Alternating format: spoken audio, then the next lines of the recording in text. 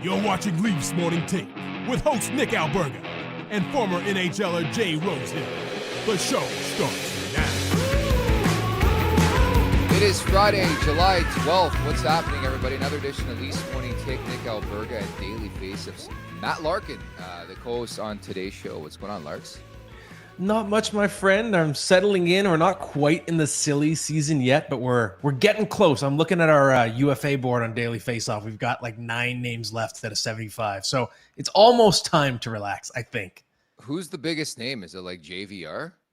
JVR is the highest ranked guy left on the list. I'm still looking at Daniel Sprong as the guy who's surprising me out there that no one has claimed, because that's a super efficient scorer. Look at those 5-on-5 numbers. And I think he could help a team's bottom 6, maybe a third line kind of tertiary offense kind of role. This time of year is always interesting for me because you look at sort of the handful of names remaining and the analytics community, not to suggest you're part of that committee, are always up in arms. The other name is Alex Nylander, considering the way he concluded his season, where it's like every game he was scoring. I know the last 10 or so he didn't really do much, but he's still a free agent. It just seems like a lot of teams go away for the offseason. They chill out at the cottage, and I think they're going to reconvene in like mid-August. But there are some jobs still to be done here. Yeah, it's true. It seems like there's always that massive flurry just in the first couple days, and then we wait. And I think a lot of the names left there, they might still be there in 2-3 weeks. We might get all the way to PTO season. And Alex Nylander, that's a good name to bring up too. I had my eye on him. It's not even just being surprised that no one has kicked the tires on him, but it's more, I'm just surprised from Columbus's perspective that they aren't bringing him back. It's not like that's a stacked roster that couldn't use what he brought down the stretch. He had 11 goals in 28 games. Not too bad.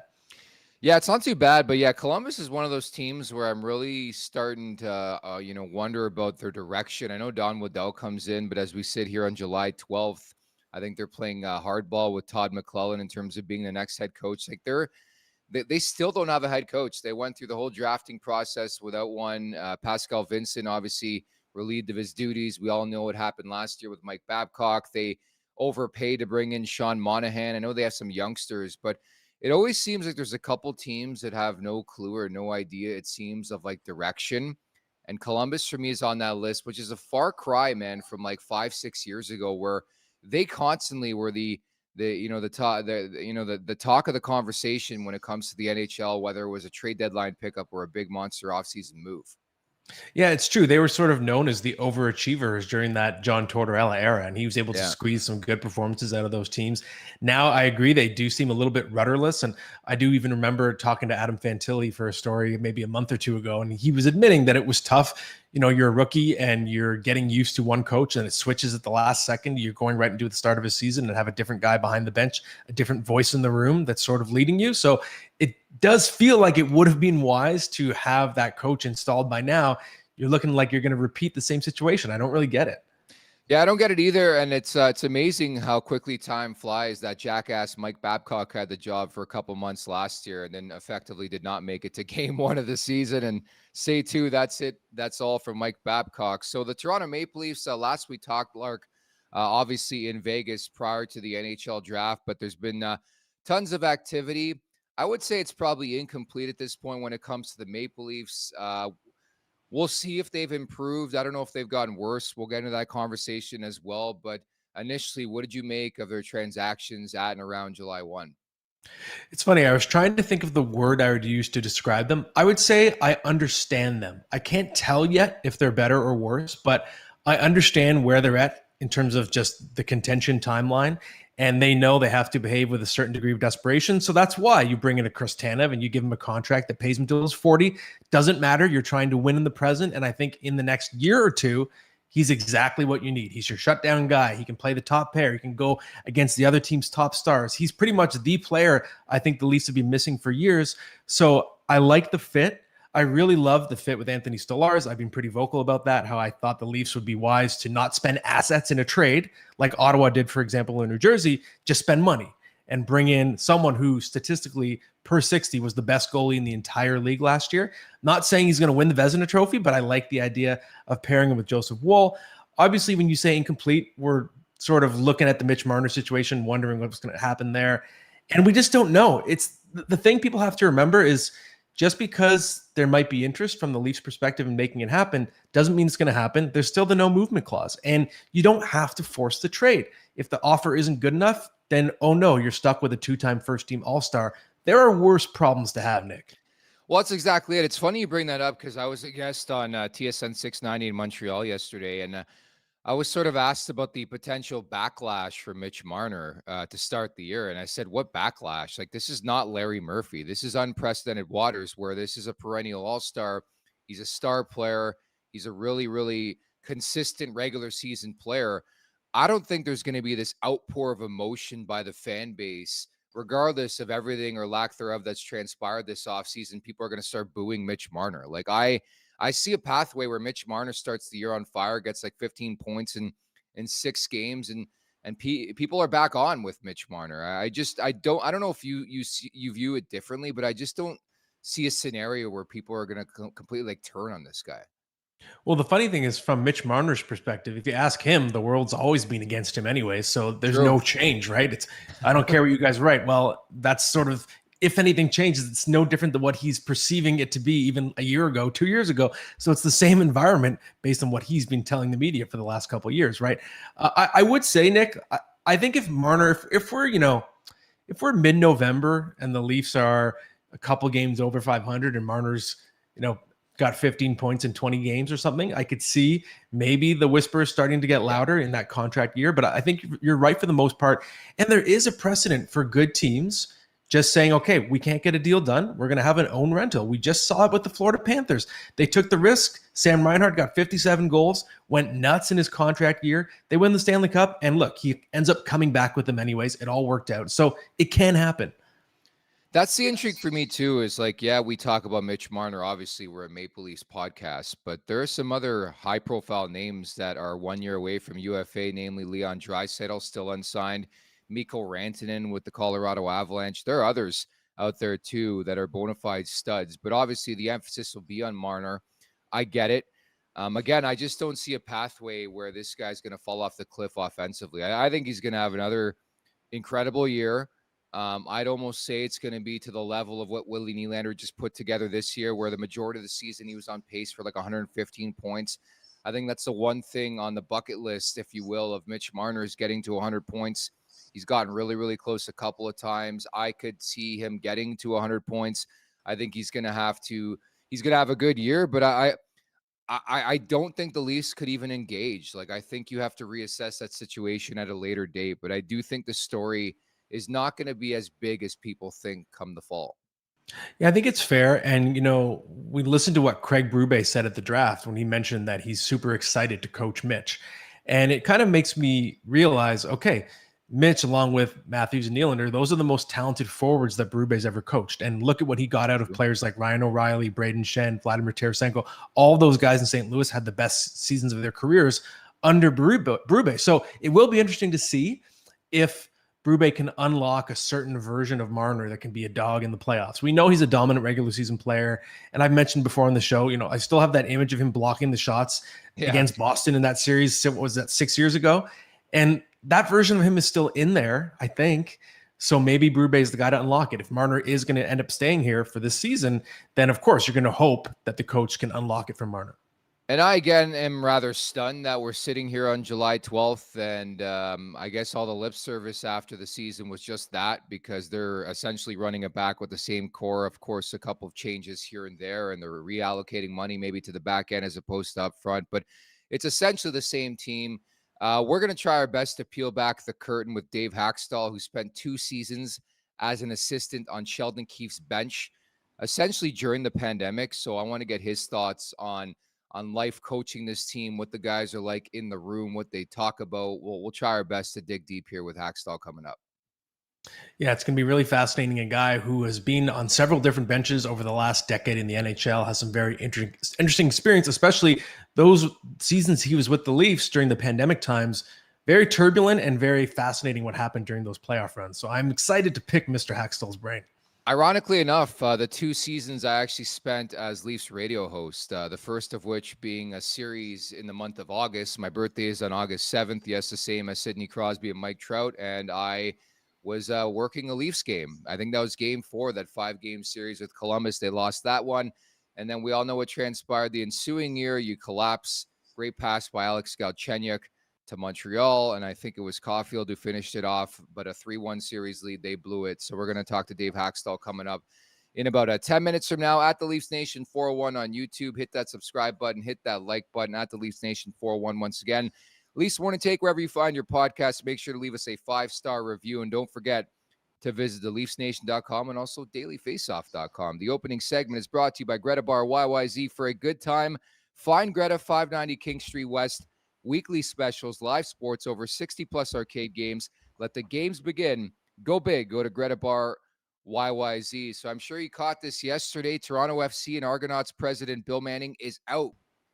Parted ways. I thought I was intrigued by the verbiage there, but parted ways with MLSE, and they cited going a new direction and that being required. So your initial thoughts on that? Yeah, it's interesting. So I just was sort of jogging my memory on Manning's resume during his time with MLSE. And if you look in the present, what have you done for me lately would be the mentality of Keith Pelly. TFC hasn't made the playoffs in MLS since 2020. Argos are 2-2 in the CFL, but these are two franchises that won championships during Manning's tenure, right? So TFC goes all the way in 2017. Argos won it in 2022.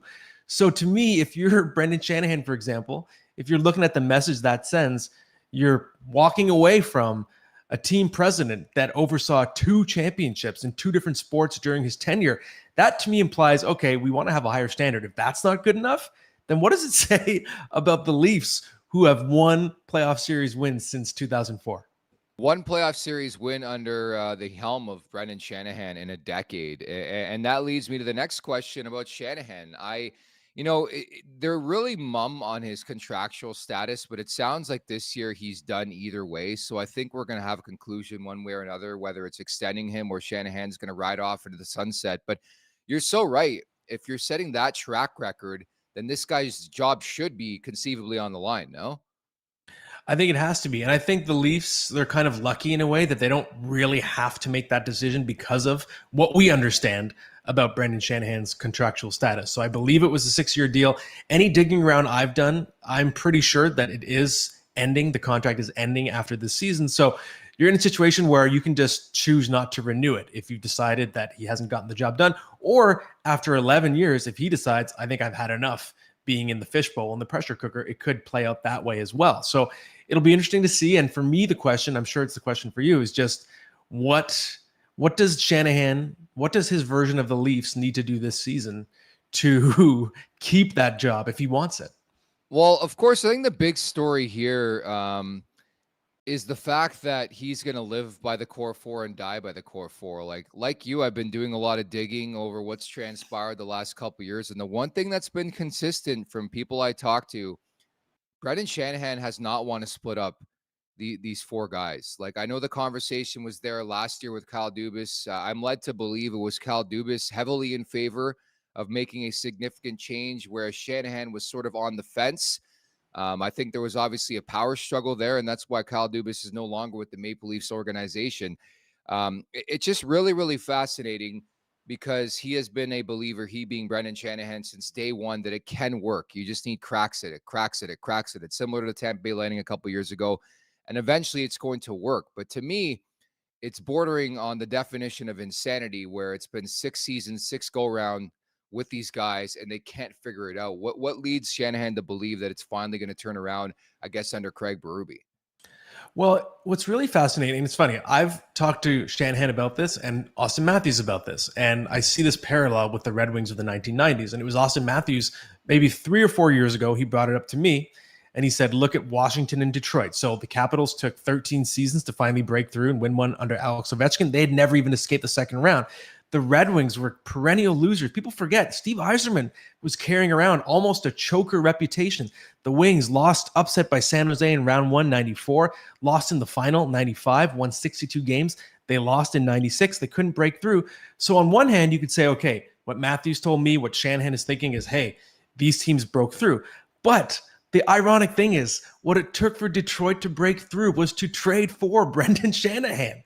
they had to break up a core piece and trade away one of their best prospects, which was Keith Primo, to get Shanahan. So they actually did the opposite, and that was a key part of them breaking through in the 90s. So I'm kind of like, does Shanahan remember this?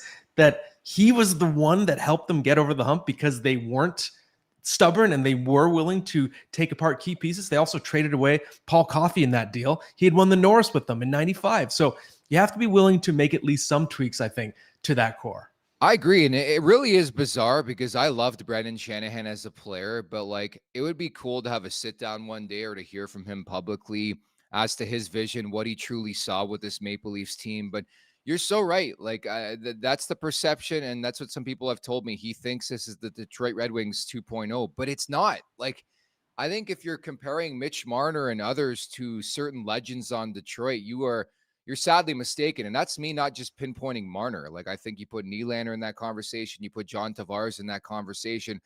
I don't think I can draw like a correlation or parallels. Like, I think he is sadly mistaken if he thinks this is Detroit. But I think you bring up an excellent point too, that for so many years it never worked for Stevie Y, and then he finally broke through. But I think you look at the roster and how they were constructed, a lot different. Yeah, a lot different. Detroit had Hall of Famers, right? Igor Larionov and Slava Fetisov they brought over from the Soviet Union as well. They also acquired Mike Vernon, who's already a Stanley Cup winner with Calgary, and then he goes in and wins the Conn Smythe Trophy in that first cup run. So they were willing to get aggressive. I know it's a bit apples to oranges because it wasn't the salary cap era. So if you wanted to just take a swing, you could spend the money to bring in more pieces. I think there are some parallels. You could say if you look at the Red Wings core of Yzerman and Fedorov, Lidstrom, guys like that, yes, that was a group that was together for a long time, and there was a perception. And again, you can go to Daily Faceoff. I did an oral history of the 97 run and talked to a whole bunch of people from that team. And hearing from Ken Hall and Jim Devellano, they were really at their wits' end. They didn't know what to do, and that's why they brought in Scotty Bowman.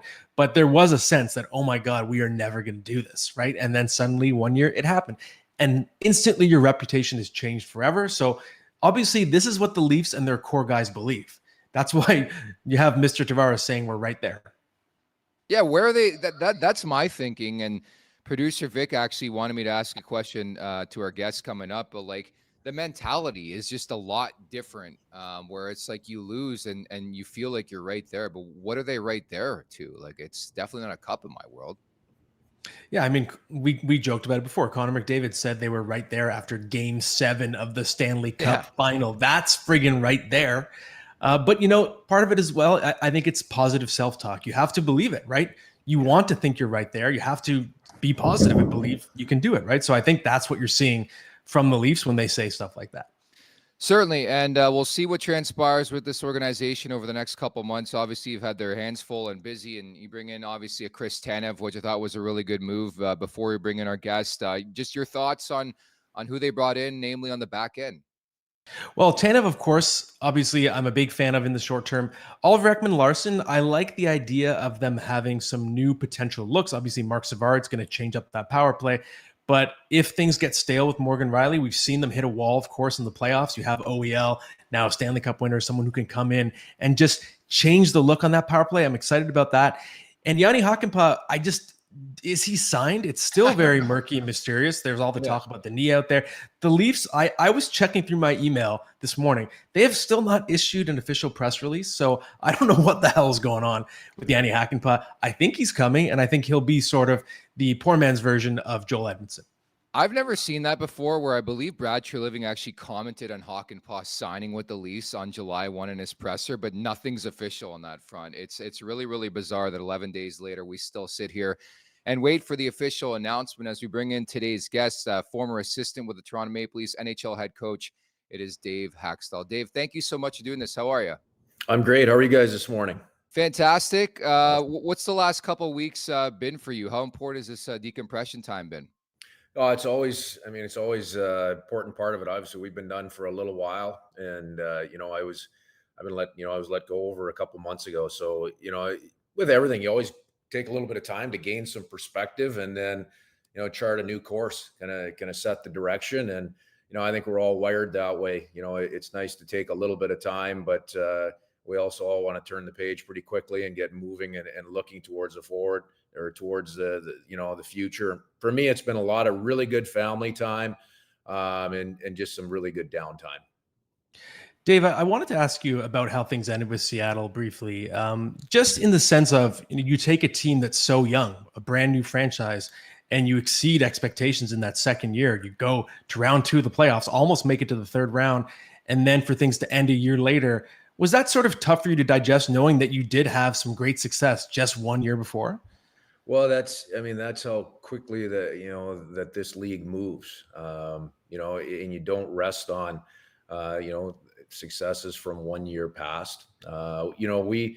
We were really proud of the second year that we were able to put together in Seattle. There was growth there. There was, we saw growth in our younger players. We saw a real buy-in on roles and chemistry from our older players, and roster wise, we weren't necessarily a young team. We were young because we were coming in as an expansion group. We were young together, but not really young in terms of the age of our roster. Coming into year 3, again, we saw some really good growth in some of our younger players. We saw Vince Dunn take another step. We saw Joey Decord emerge. Obviously Matty Beniers had some struggles in his second year, which for me was not unexpected. But he's a guy that's going to continue to grow and bounce back and be a star in this league. So,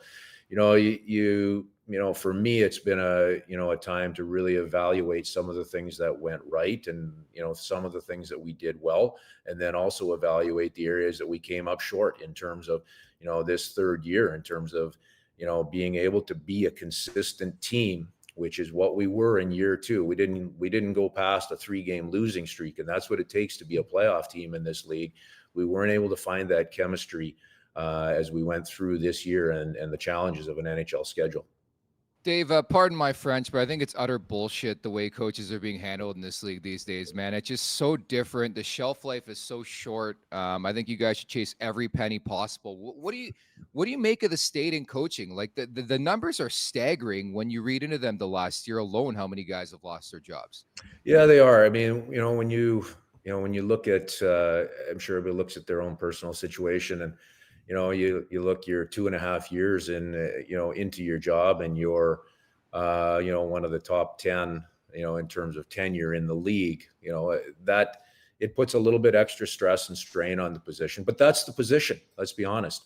That's the position. That's the role. I go back to one of, I thought, Pete had a great quote during the NHL playoffs, in terms of, the expectations in terms of growing relationships, building relationships, having those strong relationships in kind of the new age world. It's difficult to do that. And, when you go through a year where there's ups, downs, struggles, inconsistencies, it makes it even more challenging to expand those relationships and grow those relationships. In a perfect world, we'd all love to have more time, but we know the reality of it is that in the majority of the cases, it's you're working on, a very short-term basis to make sure that you're getting the most out of everybody. Sometimes that works against relationships. Mm-hmm. Dave, obviously this being a Leaf-centric show, we want to ask you a little bit about your time behind the Leafs bench. So I'm curious, just in your couple seasons you spent working with Sheldon Keefe, what do you look back on? What do you remember of what it was like to work with him? Kiefer's a hell of a coach. He's very, very well prepared. He's a guy that he looks beyond, so the obvious at times. I believe in his mind, he's not afraid to innovate, to try to look to new things. And certainly, the situation, I look back to the situation that he came into the Leafs with. Obviously, he'd been with the organization. He had strong relationships throughout the organization, but that still doesn't make that the process of transitioning from the American Hockey League and the Marlies to the Toronto Maple Leafs in late November. And I thought he did a tremendous job with that, with players, with staff, overall. So that was my, really, other than, getting to know him a little bit in training camp earlier that year, that was my first opportunity spending time with Kiefer. And I was really impressed how he was able to handle all of that under the stress and strain of being the Toronto Maple Leafs head coach. Tremendous success throughout every regular season. Some really, some difficult losses in the playoffs, of which I was part of 2 of them with the Columbus and the Montreal series. But I've got a lot of respect for Sheldon. I thought he handled his time there very, very well, especially as a young coach growing through it.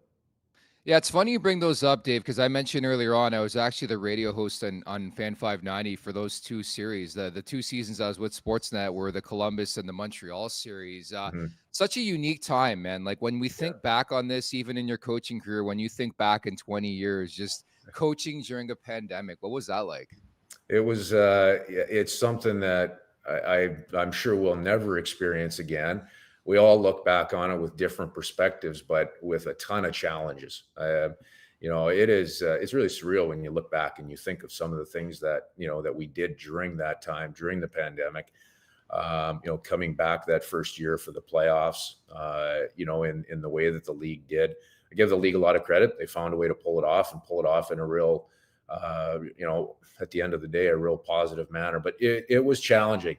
You just went through your business day in and day out. And I found as it went on longer is when it really got challenging. You're being tested twice a day. You come in on game day and you're tested that morning, you're tested the next night. And then, that night before the game, just so many strange things that are not part of our daily life. And then the challenges I think that it threw on everybody, especially individually, was the amount of time that you spent on your own. You spent away from your families. You spent, just doing things, in a way that you weren't really, you're not used to. So there was a ton of different challenges there. Would I say it was a great experience? No, I wouldn't want to do it again, but it was an experience in all of our lives that I'm sure we all learn from and move forward. Pretty strange time. Yeah. Dave, I'm curious too, because obviously you weren't necessarily exposed to the typical version of the Toronto market in terms of just the amount of people in the building, and the interaction with media during that time is a bit different. But just when you look back, what was it like being in that pressure cooker for a couple of years? Yeah, it's a different world. It really is. Being part of the Toronto Maple Leafs, being in Toronto on a daily basis. It's the media scrutiny. Again, I go back to Kiefer. I thought he handled that extremely well. We can always go through and pick our pressers that we'd like to do over again, and I'm sure he's got a couple of them. But I thought he handled himself extremely well in that environment, the fan environment in the city, and the surrounding communities, the importance of it, right? We experienced, my family and myself experienced it. For the first several months until COVID hit in March. We lived out in Oakville. Our kids are in school, regular family life. So we full on experienced it during that time where we missed out as a family and as a group, and really, really understanding and being part of it was playoff time, right? Mm-hmm. Which would have been, that's, in many respects, that's the most telling time and the part that you want to be a part of, full go with, full fan force, full media attention. It's pretty sweet. Matt and I are both from Oakville as well, so we know where you're coming from on that front. I know a lot of the coaches do end up living out there. So obviously the big question in these parts, the core four, I think obviously you had the unique perspective of being behind the bench, being in that room. What was it like to work with those guys on a daily basis? First thing I'd say is they're great people. And I really believe that anybody that's dealt with them over, the past few years and watched them grow up and watched their careers grow, really has to agree with me. They're great people. They're all four really good teammates. They're under such scrutiny. And I believe they own that, and they should own that, right? They're becoming veteran athletes, veteran players in this league, and they have the ability, both mentally, physically, to handle all of those things. For me, it's always special when you get on the ice with world-class players and watch the way they can go about things, the way they can do things, the routines that work for them. Certain things, every player has to figure out what works exactly for them and why it works. All the while they got to open themselves up a little bit to what the team needs on that particular day, if it's a day of practice as well, right? And they have to have the perceptive abilities to be able to know what the team needs as well. And, I believe you look through those, that group, and those guys have that. They're under immense strain, right, in the Toronto market to produce, to win and ultimately to win a Stanley Cup. We all know how hard that is. It's extremely hard to make the playoffs, extremely hard to win a round, really hard to get through 4 rounds, as we all can understand. So it's a group. I know they're under, there's a ton of scrutiny. There's a ton of debate as to should they be broken up, should somebody be moved.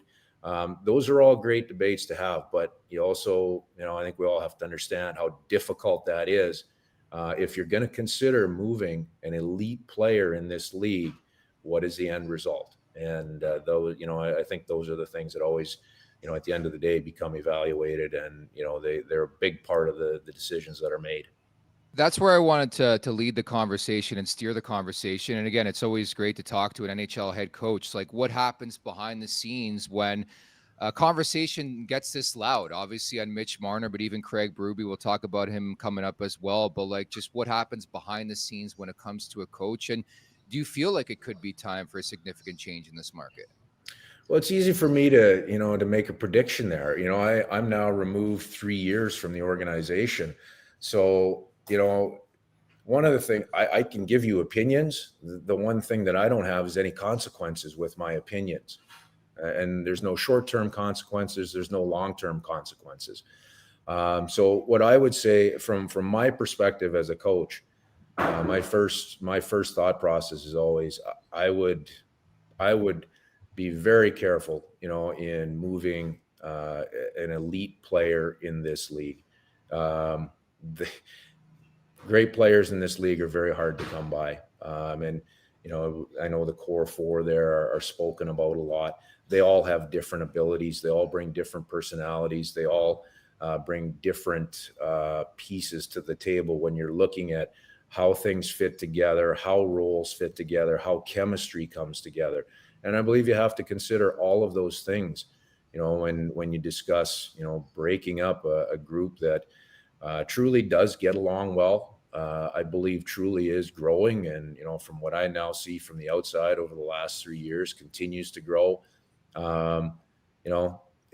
It's really hard to stand pat. And I understand that, especially for a fan base, because you want to see progress in June and July. You want things to look improved on the roster. But the reality is sometimes the improvement is not shown or actually proven until you get into the rigors of an NHL schedule and season, and that year's group has a chance to find their roles, find their chemistry, and find the rhythm as to what they're going to be as a team.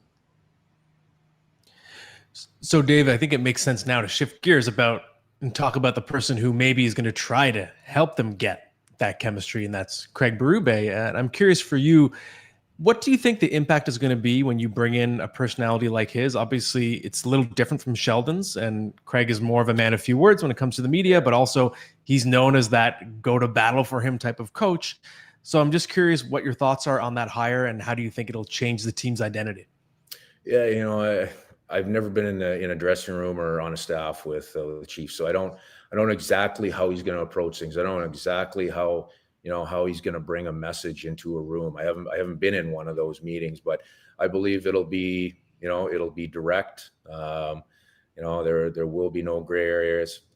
When I watch his teams play, you look at the way his, teams in St. Louis played, and there is a real distinct structure there. There is distinct expectations. As an opposing coach, what's coming at you.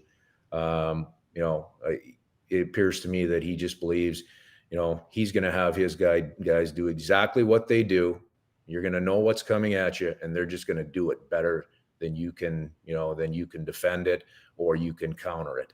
And that's what I see out of Craig in terms of the way he approaches things. Simple, direct, black and white. Seems to be a very good communicator. And again, I don't know Craig really well personally, but in all of my interactions with him, just an awesome guy.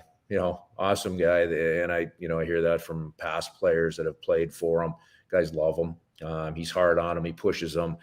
He's very demanding, but guys love him. And I think when that respect and that, that factor of trust and love comes in there, from coach to player, this is now when you're talking That's where chemistry comes in. That's where trust in roles come in. That's where buy-in comes in. So everybody has a different way of doing it. For sure his way is distinct. It is. And suppose the mentality is what people are looking for. Not to say it wasn't there under Sheldon Keefe, but obviously many kicks at the can when it came to the Leafs and trying to get them to that next level. But just curious, like, what was the conversation like in the room? Was the Stanley Cup ever brought up? Like, is it ever brought up in general? Because I think obviously to have the end game in sight is important too. Yeah, I think everybody's a little bit different. For me, there has to be realism to everything that you're talking about. You can, in this league, you can talk about winning a Stanley Cup on day number one, but if you're realistically a team that's trying to build and grow and, you want to be competitive and become a playoff team, well, you should talk about that first. If you're one of the team, there's very few teams you go through.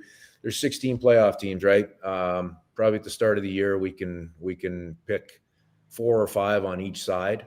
Each conference, say, I'm pretty sure these teams are going to be in. They've got to, unless something goes drastically wrong, these are going to be playoff teams. When you're in that grouping, I think that's the time to begin talking about, okay, what is our purpose on a daily basis? Your focus probably turns to your process as much as anything at that point in time, not necessarily every individual result. You may have a positive result one night, but the process wasn't good enough. So you focus on improving that process and vice versa.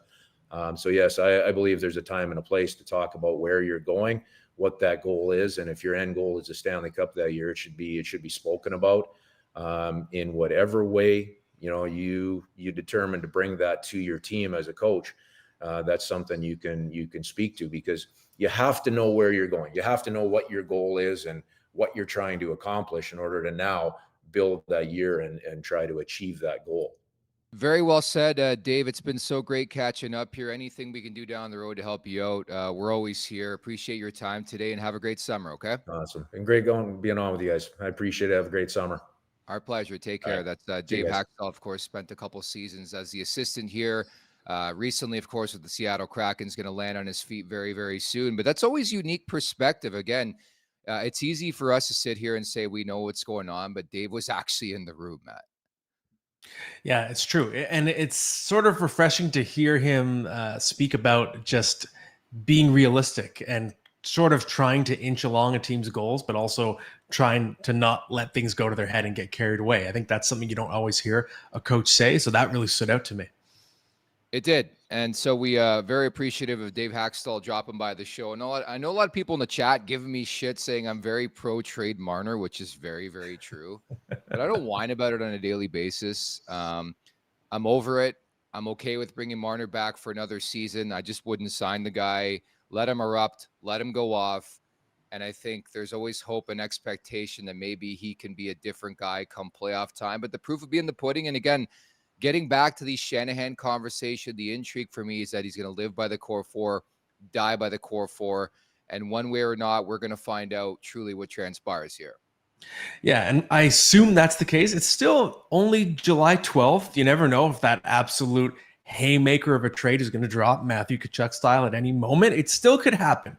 We're still, 89 or 90 days away from the start of the season. So yeah, it's still not impossible. I do agree. Like it does feel more with each passing day like Marner is going to be there. And I think the big hint was when Berube said, I'm looking forward to coaching him. That's a weird thing to say if you're not confident that you'll be coaching him. I feel like that was sort of sending a little message. So we'll see. I agree. It's going to define Shanahan's legacy. The NHL is so fickle and unpredictable and fascinating that you never know. Marner could be hailed as a hero a year from now. Things change so fast. We just talked to a coach of a team that was almost in the conference final in their second year and out of the playoffs the next year. So nobody really knows what's going to happen. But that said, I'm not necessarily all the way in the trade Marner camp, but I'm in the trade Marner if a deal makes sense. If an offer was good enough, if his camp was interested, I think you still have to explore it. But to me, it just feels like maybe the right offer has not materialized. It's likely it. Likely it. Longtime listener of the show, Dave Brotherston, writes in, LOL, Nick literally said he was throwing his computer out the window if we ran it back. It's so true. I said this a couple weeks ago. I'm not going to have a computer to do the show next year because I do think it's the definition of insanity. But yes, I'm admitting defeat here on July 12th. It's going to happen. I think if a Marner trade were to transpire, would have happened a couple weeks back, and just all the directioning, everything, the wording of everybody, that he's coming back. And again, there are worse things to happen. Like, this is not a Larry Murphy situation. I know Murphy was a great player and all that, but he wasn't Mitch Marner. I think, the worst part of it was getting Marner back into the fold. I mean, he is an incredible regular season player. And you'll find out. We're going to find out if Craig Berube can make that difference, not for Marner, not just for Marner, I should say, but the rest of the roster. I mean, I think this conversation applies to guys like maybe Liljegren, Nick Robertson, finding consistency in other players. I think if you're going to go this pathway in this direction with the core four, you might as well with some of the other guys you have questions about, namely Nick Robertson, right? Yeah, I think so. He's a great example, assuming he's still willing to report, because I know there's talk of him kind of wanting a new situation. I'm not really in the Robertson camp. I feel like it would have happened by now. I don't see someone who is going to have that breakout moment. Just having watched him so many times, I feel like we would have seen the leap by now, but you never know. Berube might be able to light that spark. I think Berube is going to be a really good fit for Matthew Knies, who was an absolute dog in the playoffs as well. To me, what's going to be really interesting, I think it could be the most important element of the season, is does Easton Cowan make this team? And if he does, that's going to be, who knows what the impact could be in terms of just what he could do as a rookie, because of the fact that his skill set is not all finesse, right? He's got a lot of grit to his game too, which means there's no pressure to throw him on the power play and play him on a scoring line. He could be kind of a game changer in sheltered matchups in the bottom six, something like that. I could see an impact kind of like Logan Stankoven in Dallas, right? So I'm really fascinated to see. He doesn't have to make the team by any means, but if he's good enough, to me, that really changes the look of this roster. And I do wonder, because the Leafs, they've been really quiet in terms of adding forwards. They have not really directly replaced Tyler Bertuzzi. So are they leaving that spot open on purpose for Easton Cowan? To me, that's kind of the elephant in the room when I look at that depth chart. It really feels that way too, because you look back to development camp and what Haley Wickenheiser said, essentially that Cowan's knocking on the door and he's really, really close to being a full-time NHLer. You wonder if it makes more sense at this point in time to have a guy like Nick Robertson in camp. I think if a guy like Cowan can outplay or play to the par of a Robertson, play better than Holmberg, play better than Dewar, and earn his spot on this roster, especially with the salary cap world, that would be such great value to have an Easton Cowan and what he could potentially bring to the roster. And the other thing I'd bring up, like a year ago, Fraser Minton came out of nowhere, and now suddenly 12 months later, I think we'd both, say that I think Cowan's got a better shot at cracking this roster than Minton. Would you agree?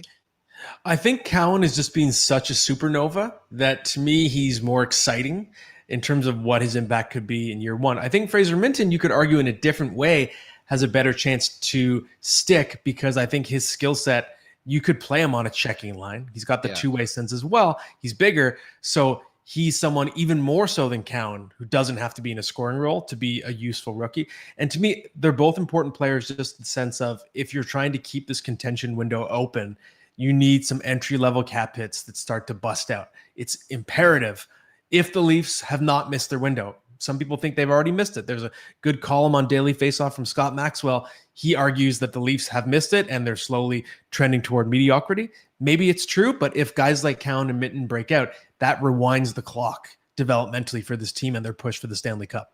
I saw that from Maxwell. Was he a big fan of the previous administration? That'd be my first question. Well, he talks about it, and he goes meta in the column, and he says, listen, I'm not going to be everything Dubas does is perfect. Everything that True Living does is not. I do think that Scott is more, he has an analytics bent for sure, but he also was willing to point out some mistakes from Dubas in the piece, because he knew that those comments were coming.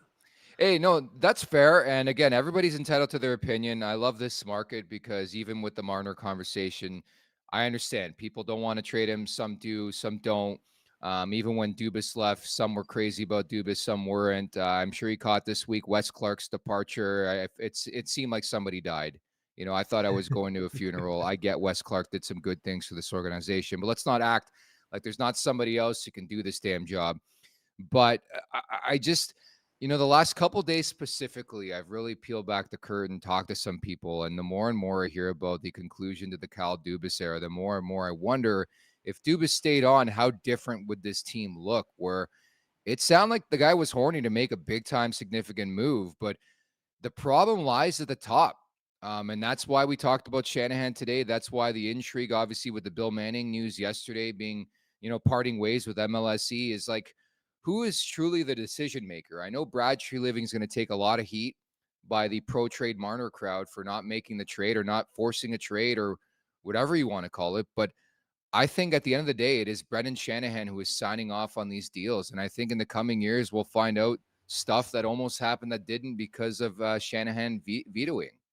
Yeah, I mean, that's what I've heard repeatedly over the last year or two as well. You hear whispers of certain trades that possibly were blocked, were vetoed. Fleury. Yeah, that's the one that's most commonly talked about. And it just seems like it came to a head because Kyle wanted more decision-making power, which he now has in Pittsburgh, right? So there was a power struggle at the top. And I guess Shanahan won that battle. It's almost like if you're a Star Wars fan, right? His Padawan became too powerful and tried to overtake him. That's I need to push my glasses, but to me, it's kind of fits. The analogy fits, right? Because obviously Shanahan was Kyle's greatest champion in the early days, but he just eventually reached an age where he wanted more power over the decisions. So I agree. I do think that Shanahan has a strong influence on every move that's made, and it's debatable whether that's been a good thing or a bad thing. We don't know every move that was vetoed. Maybe there were some terrible moves that were vetoed. We can't possibly see them all.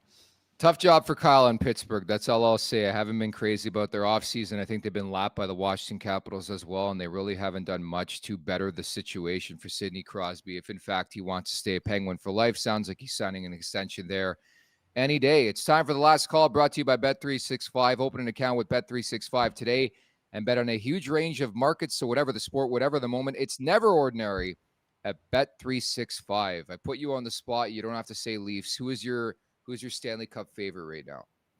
Ooh, favorite is tough. I have my Stanley Cup hot take, okay, which is, I don't think what you're going to expect because they missed the damn playoffs last year. New Jersey Devils, baby. Oh, no.